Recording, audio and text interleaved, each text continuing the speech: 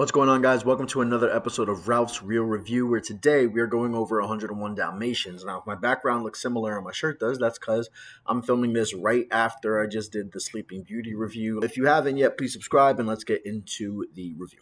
So 101 Dalmatians starts with Pongo and his owner, Roger. They're locked in their little London apartment. Pongo's looking for love. Roger is not. Pongo takes his pet, Roger, even though Pongo's the dog. He takes his pet Roger out to the park because he sees Perdita, who is with her owner, Anita. And they go out. Essentially, Pongo forces the issue.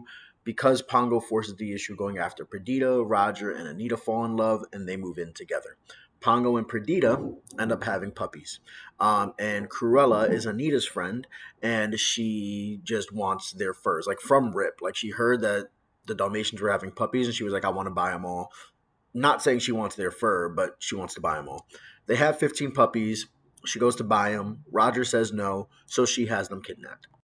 As Pongo and Perdita go to look for their puppies, they use the Twilight Bark to find them. And not only do they find their 15 puppies, they find a grand total of 99 puppies that they have to save from Cruella. So they have to pretty much find their way from this warehouse that they're at, or this abandoned mansion that they're at, and they have to go all the way back to London with these 99 puppies, and they do. And that is how we get 101 Dalmatians. When it comes to animation, I have 101 Dalmatians at 2, and the reason essentially that I did this, because I don't know that there was anything in this movie that blew me away animation wise. Like the backgrounds and everything kind of felt on par with what was coming before it. I think the reason why I put it that high, not ahead of Sleeping Beauty, because Sleeping Beauty felt different when you were watching it animation wise. But I put it right below Sleeping Beauty because of how many times they had to animate these puppies. And granted, most of them look the same. Most of them, you don't know anything about them. The reality of it is, even amongst the 15 puppies that were born, there's maybe like 4 with distinct personalities. I want to say maybe 5, but that feels way too high, right? You have Rolly, you have Patch. I feel like there's like another 1 or 2, and then you have Pongo and Perdita, right? So yes, they had to animate a lot of dogs. Most of it is like copy paste, with these few exceptions of dogs that have their own personalities. But still, having to transport all these dogs, having all these different dogs available in the film, and then obviously they did have some cameos. So because of the amount of animation that had to go into all of these scenes with all of these dogs, I'm going to go ahead and put it at 2. When it comes to storytelling, I have 101 Dalmatians down at 7. It's right ahead of Sleeping Beauty and right behind Pinocchio. And I think the reason why I have it there, I do feel like when it comes to this movie, it's okay, which movie would I rather watch again?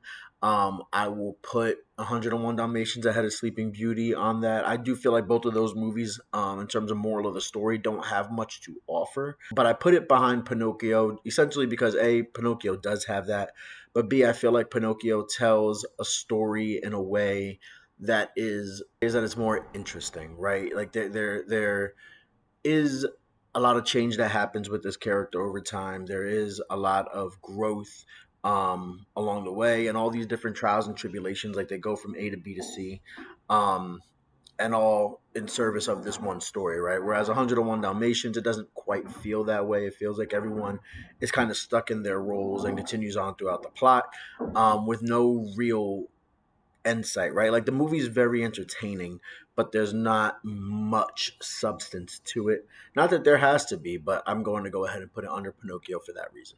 When it comes to characters, I have 101 Dalmatians at 6th, right behind Sleeping Beauty. I think what's unfortunate about this movie is there are not any characters that are like household names.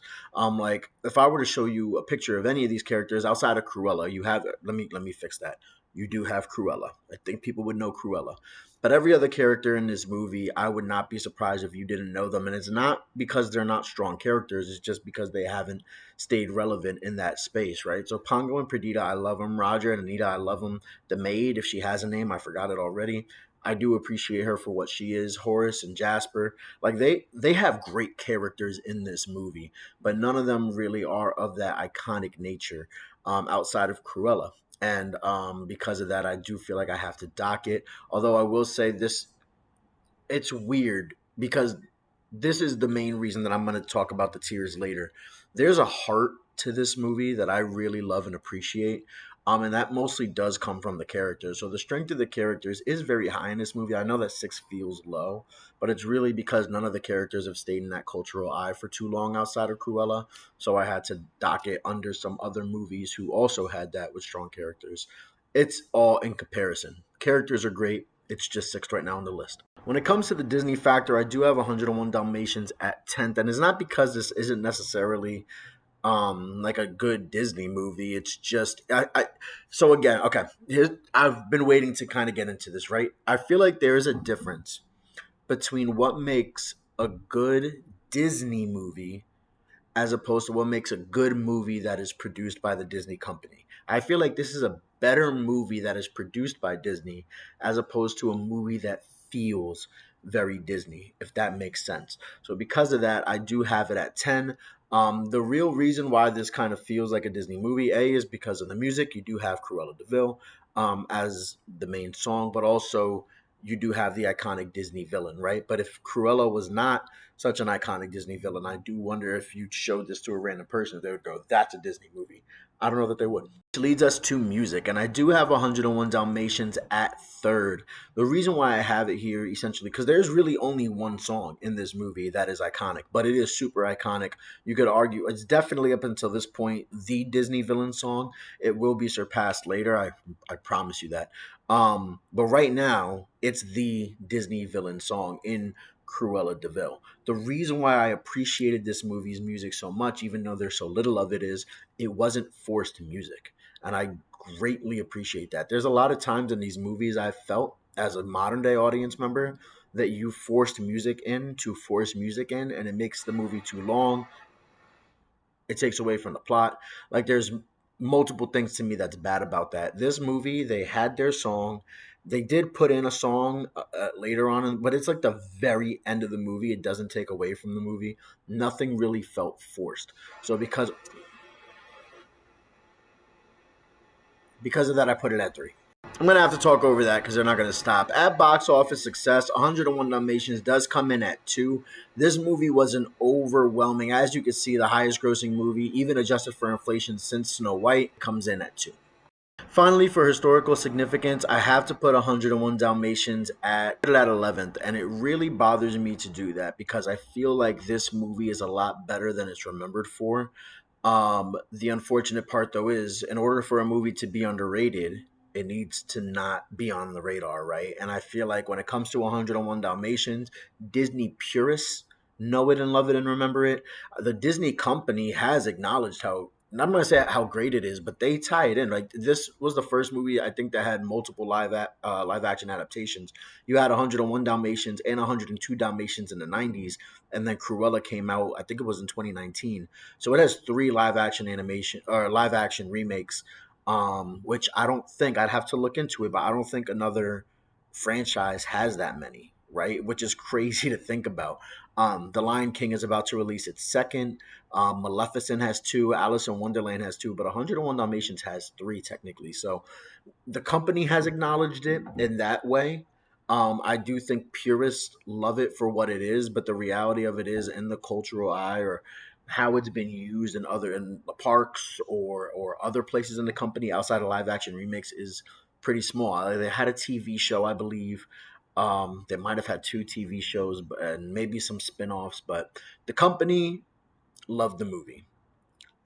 It hasn't stayed relevant outside of that. So because of that, I have to put 101 Dalmatians low on historical significance. And finally, we have the tiers, and I have to make sure that my love of dogs is not like overshadowing my judgment with these movies, because I'm not gonna lie to you. If you guys are looking at the tier list the way I'm looking at the tier list, and you're like, how does he have Lady and the Tramp and 101 Dalmatians over Peter Pan? It looks funny to me too, right? Like it's weird.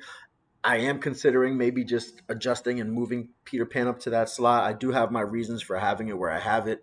My thing with 101 Dalmatians is I do feel like this is a movie that is slept on, right? If I were to make this based on just popular opinion, I don't have to make all these videos explaining my thinking for everything, right? Like I'm trying to go through and really talk about why I have these movies where I have them. And the reality of 101 Dalmatians is it's a great movie. It's a technically great movie. And while it doesn't necessarily do too many things at the level of best, It does a lot of things very well and in a way that is just underappreciated and um underrated. Like I hate to keep using the same words, but it's a truly underrated film.